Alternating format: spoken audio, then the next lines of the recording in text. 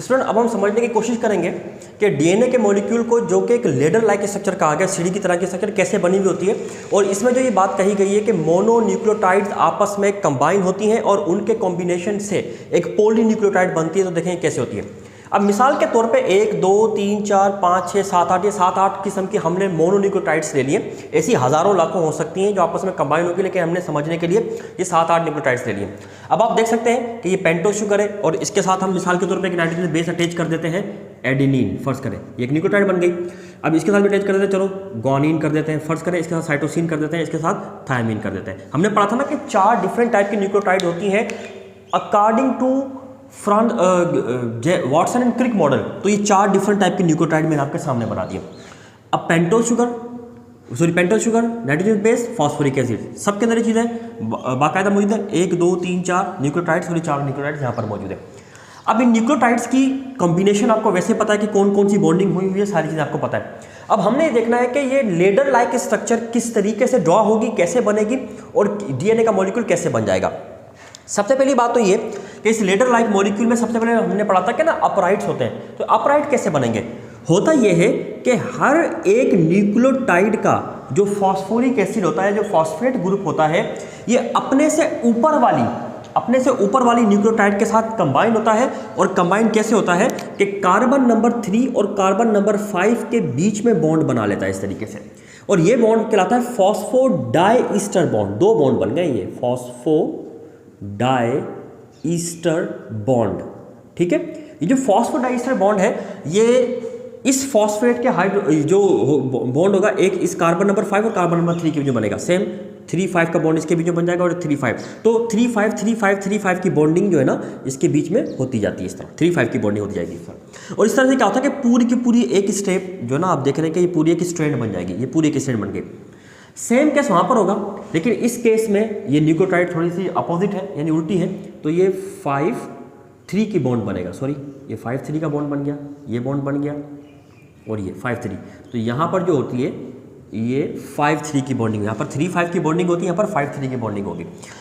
और इस तरीके से ये आपस में कंबाइन होती जाएंगी और इस तरीके से एक जो है ना अपराइट यहाँ पर बन जाएगी और एक अपराइट उस साइड पर बन जाएगी, यानी 2 ही अपराइट्स बन जाएंगे इस तरीके से, ठीक है। बाद में इनके स्टेप्स कैसे कंबाइन होंगे जरा देखें।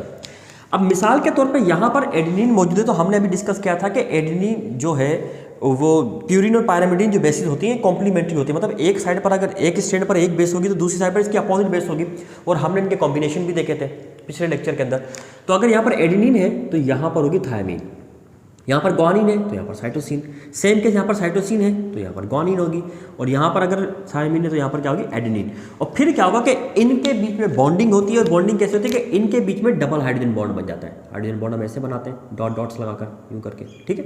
ये 2 हाइड्रोजन बॉन्ड बन जाएंगे, इनके बीच में ये हाइड्रोजन बॉन्ड बनेंगे, लेकिन 3 बनेंगे, 3 डॉट्स की लाइन लगा देंगे आप इसमें, ठीक है। इसके बीच में भी ऐसे होगा, 3 हाइड्रोजन बॉन्ड बन जाएंगे इनके बीच में, ठीक है। और जबकि इनके बीच में 2 हाइड्रोजन बॉन्ड बन जाएंगे। अब जरा देखिए कि ये जो हाइड्रोजन बॉन्ड है, ये दोनों स्ट्रैंड्स को आपस में क्या कर रहा है, कंबाइन कर रहा है। और इस तरीके से ये जो डीएनए की स्ट्रैंड है, ये एक लेडर लाइक स्ट्रक्चर में कन्वर्ट हो जाती है। तो वो जो डीएनए को एक लेडर लाइक स्ट्रक्चर कहा गया है, उस लेडर लाइक स्ट्रक्चर में अपराइट्स क्या होते हैं कि जो न्यूक्लियोटाइड्स होती हैं उनके जो फास्फोरिक एसिड होते हैं वो आपस में एक दूसरे वो जो कंबाइन होते हैं, और कैसे कंबाइन होते हैं कि एक न्यूक्लियोटाइड का कार्बन नंबर 3 दूसरे के 5 के साथ आपस में फॉस्फोडाइईस्टर बॉन्ड बना लेता है, इस तरह से कंबाइन होंगे। यहाँ पर भी ऐसे हुआ है। जबकि ये जो रंग स्टेप्स होते हैं, ये स्टेप बनते हैं नाइट्रोजनस बेस के कॉम्बिनेशन से। और कैसे कॉम्बिनेशन होता है, इनके बीच में हाइड्रोजन बॉन्ड बन जाता है, और इस तरीके से पूरा एक डीएनए का मॉलिक्यूल बन जाता है, जो बाद में हेलिकली कॉइल्ड होना शुरू हो जाता है, और फिर वो चीज़ जो है ना हमारे बॉडी के अंदर क्रोमोसोम बनाती है। इसमें अब डीएनए का डबल हेलिकल स्ट्रक्चर, अगर आपने आरएनए बनाना है तो एक इसको मिटा दें, ये आरएनए बन जाएगा, ठीक है। लेकिन फ़र्क ये होगा कि थायमीन जहाँ पर मौजूद है, जैसे थायपीन है, यहाँ पर यूरासिल आ जाएगा। आरएनए और डीएनए में बुनियादी तौर पर फ़र्क ये होता है कि उसमें थायमीन की जगह पर यूरासिल होता है। हमारे अगले लेक्चर के अंदर डीएनए और आरएनए के अंदर एक डिफरेंस का भी लेक्चर होगा, तो उसमें आप देख लीजिएगा कि उसमें किन किन चीज़ों में कहाँ डिफरेंसेस होते हैं। अब एंट्री टेस्ट में एक मतलब सवाल आ भी चुका है ये, लेकिन आपको भी ये चीज़ पता होनी चाहिए कि डीएनए की 2 स्ट्रैंड है, एक स्ट्रैंड ये, मतलब स्ट्रैंड ये और दूसरी स्ट्रैंड ये, दोनों स्ट्रैंड आपस में ज्वाइंट है किसके जरिए से, हाइड्रोजन बॉन्ड के जरिए से आपस में ज्वाइन होती है।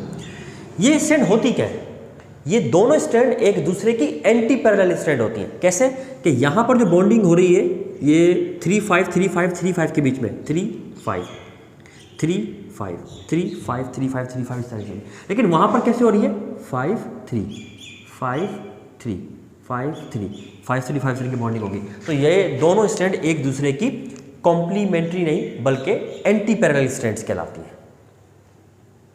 स्टूडेंट अभी तक जो भी हमने टॉपिक डिस्कस किए उसमें हमने न्यूक्लिक एसिड और न्यूक्लिक एसिड की एग्जाम्पल्स और इस न्यूक्लिक एसिड के एग्जाम्पल के साथ mono di polynucleotide DNA RNA तमाम के तमाम चीज़ों के बारे में डिटेल डिस्कशन कर ली।